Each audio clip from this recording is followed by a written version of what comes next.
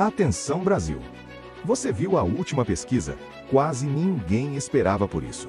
No estado mais rico do país, o maior colégio eleitoral do Brasil, São Paulo, Flávio Bolsonaro aparece à frente de Lula. E mais do que isso, em alguns cenários, ele amplia a liderança.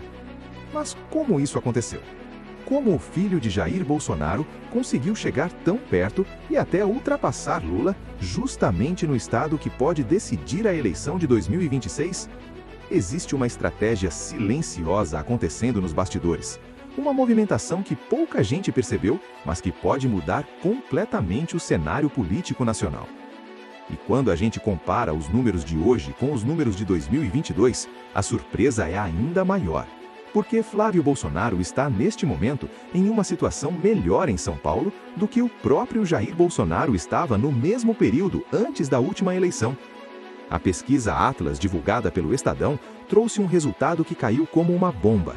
Em São Paulo, Flávio Bolsonaro aparece com 43,4% das intenções de voto contra 42,5% de Lula. Ou seja, empate técnico, mas com Flávio numericamente à frente. E em outro cenário, com uma composição diferente na disputa, Flávio continua liderando, 43,3% contra 40,9% de Lula. Isso mostra que não se trata de um acaso, não é um número isolado, é uma tendência. E é justamente isso que preocupa os aliados do governo. Porque São Paulo não é qualquer estado. São Paulo concentra a maior quantidade de eleitores do Brasil, movimenta a economia do país e, historicamente, tem um peso gigantesco nas eleições presidenciais. Quem vai bem em São Paulo entra muito mais forte em qualquer disputa nacional. Agora vem a parte mais impressionante.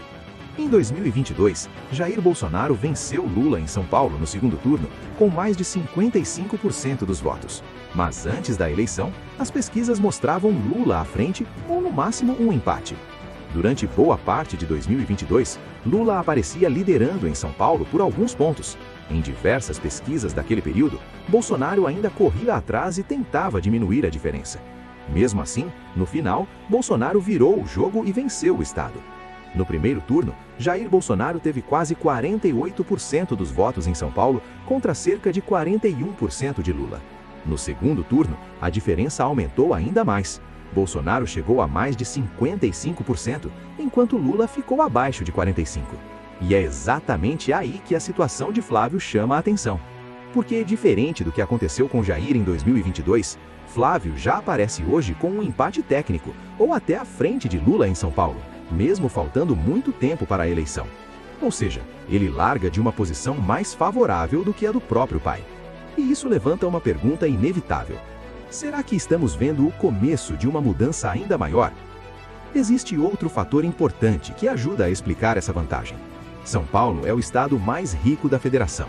É onde existe maior atividade econômica, maior concentração de empresas, mais renda, mais emprego e também uma parcela muito grande da população com nível de escolaridade mais elevado. E, historicamente, estados com economia mais forte e maior desenvolvimento tendem a votar menos no PT. O estado também já elegeu políticos ruins, já cometeu erros e também tem seus problemas. Mas existe uma tendência clara. Populações mais escolarizadas, com maior renda e que vivem em regiões economicamente mais desenvolvidas, costumam rejeitar mais o discurso petista e buscar alternativas mais ligadas ao centro e à direita. É isso que aparece repetidamente nas urnas paulistas. E talvez seja justamente aí que esteja a jogada silenciosa de Flávio Bolsonaro. Enquanto Lula tenta recuperar terreno em São Paulo, Flávio parece apostar exatamente no eleitor que já vinha se afastando do PT. O eleitor conservador, o eleitor do interior, o eleitor preocupado com economia, segurança e liberdade. Sem fazer muito barulho, ele vai ocupando esse espaço. E aqui está o ponto principal. A força de Flávio Bolsonaro não vem apenas do sobrenome. Ela vem de uma estratégia silenciosa, construída aos poucos, baseada em 3 pilares. Primeiro, aproveitar o desgaste do governo Lula em temas como economia, impostos, segurança e custo de vida. Segundo, manter unida a base conservadora que já votou em Jair Bolsonaro em 2022. E terceiro, conquistar uma parte dos eleitores que talvez não sejam bolsonaristas históricos, mas que estão decepcionados com o atual governo.